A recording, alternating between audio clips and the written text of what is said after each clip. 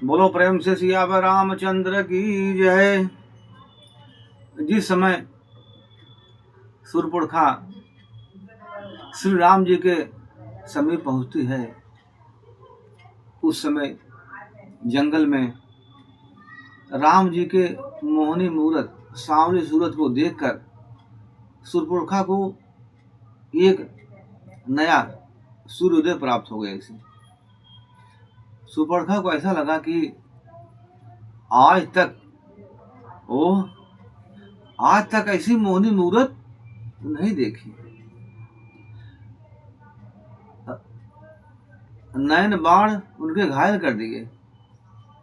सुरपुरखा अपने अंदर काबू न रख सकी। भगवान राम जी से श्री राम जी के समीप जाकर के राम जी से अपने मंगल कामना के लिए विवाह के प्रस्ताव रखा।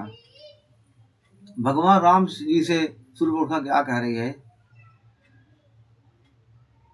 तो तुम्हारी संवली सूरत बाके नैना, तुम्हारी संवली सूरत बाके नैना,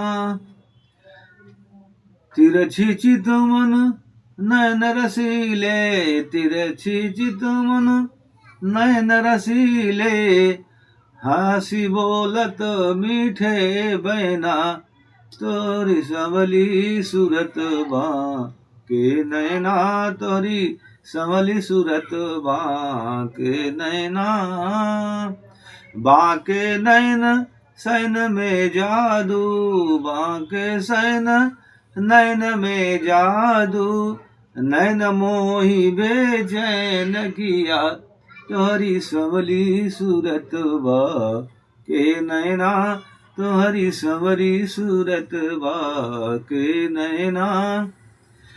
सुरपुरखा भगवान राम जी से कहती है कि हे हम आप हमको अपनी धर्मांगी पत्नी स्वीकार कीजिए, वामांगी स्वीकार कीजिए और हमारे साथ जीवन व्यतीत कीजिए। मैं कुंवारी हूँ।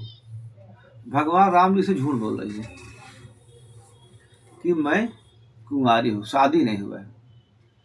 तो भगवान जी सर्व अंतर्यामी परमात्मा राम जी समझ गए कि ये झूठ बोल रही है। तो जब ये कुंवारी है तो ये अपने पति को छोड़ करके आई है, तो कुंवारी बन रही है। तो हमारे लक्ष्मण के पत्नी घर पे हैं, तो लक्ष्मण कुंवारे हैं।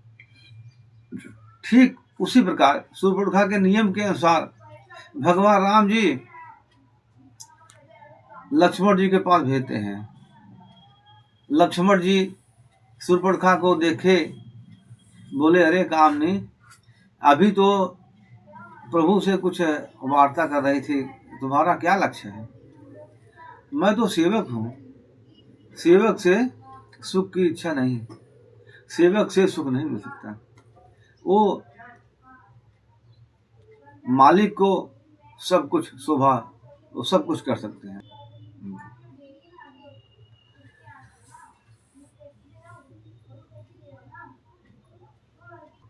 चल बना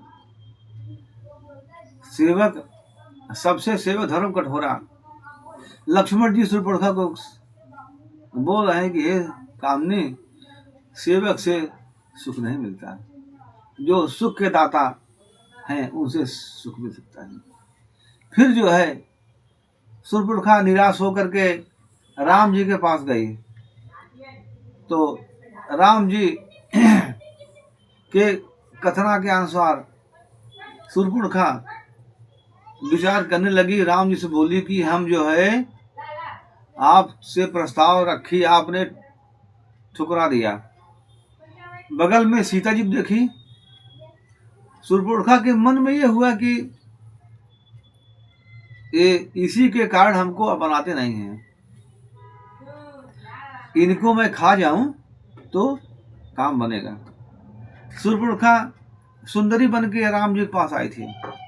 वो विकराल रूप धारण करके सीता जी पर झपटी तो राम मर्यादित थे, लक्ष्मण जी को इशारा किए लक्ष्मण, तो लक्ष्मण ने